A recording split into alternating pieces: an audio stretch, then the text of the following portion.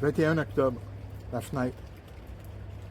Dans la maison des Gervais, on parlait tout le temps d'une fenêtre un peu capricieuse.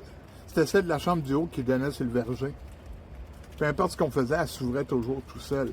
On avait remplacé la barrure, ajouté des barres, cloué des planches, rien qui faisait. Chaque matin, on la retrouvait toujours ouverte, les volets bâtons au vent, comme si une main invisible l'avait ouverte durant la nuit. Un soir d'octobre, bien tanné, le père Gervais a décidé de monter à la garde. Il a barré la fenêtre. Il est resté assis là, sur une chaise, une lampe à la main. Vers minuit, un vent glacial est entré dans la pièce.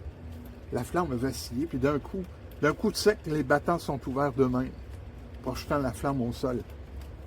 Dans l'encadrement, il jure avoir vu la silhouette pâle d'une femme aux cheveux flottants, qui tendait les bras vers lui. Pris de panique, il s'est sauvé en criant. Le lendemain, les voisins ont découvert dans les registres paroissiaux qu'une jeune servante s'était jadis pendue dans cette fenêtre-là après un amour malheureux. Depuis, on disait que son esprit cherchait à respirer l'air de la nuit, incapable de rester enfermé.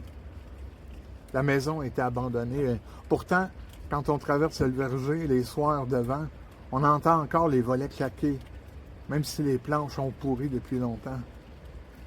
Il y en a qui disent que si on approche trop près de la maison, on sent comme une main glacée saisir la nôtre. Comme si on suppliait pour qu'on aide à refermer la fenêtre une bonne fois pour toutes.